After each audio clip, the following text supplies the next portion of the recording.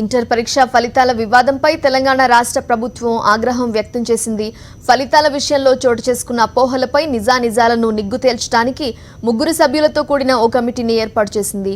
3 రోజుల్లో నివేదిక సమర్పించాలని ప్రభుత్వం కమిటీని ఆదేశించింది.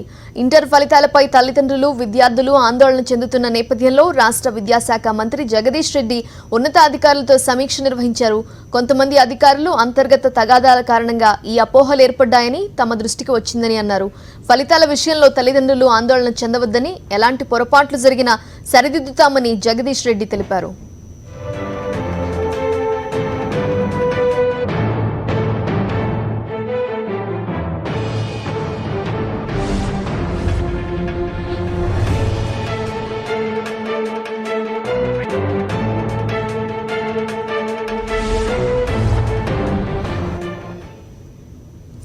ఇంటర్ ఎగ్జామ్స్ రిజల్ట్స్కి సంబంధించి వివాదంపై తెలంగాణ రాష్ట్ర ప్రభుత్వం ఆగ్రహం వ్యక్తం చేసింది.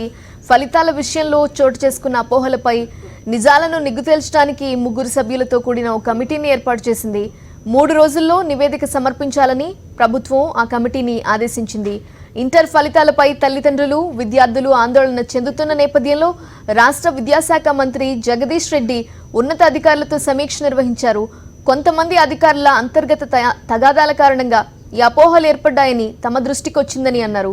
ఫలితాల విషయంలో తల్లిదండ్రులు ఆందోళన చెందవద్దని, ఎలాంటి పొరపాట్లు జరిగినా సరిదిద్దుతామని జగదీష్ రెడ్డి తెలిపారు.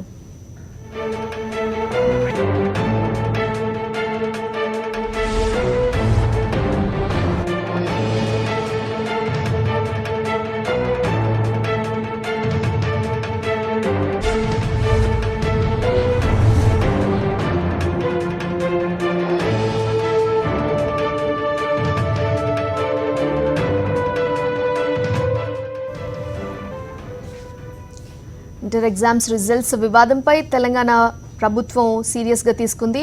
ఫలితాల విషయంలో చోటు చేసుకున్న అపోహలపై నిజాలను నిగ్గు తేల్చడానికి 3 సభ్యులతో కూడినటువంటి ఒక కమిటీని ఏర్పాటు చేసింది.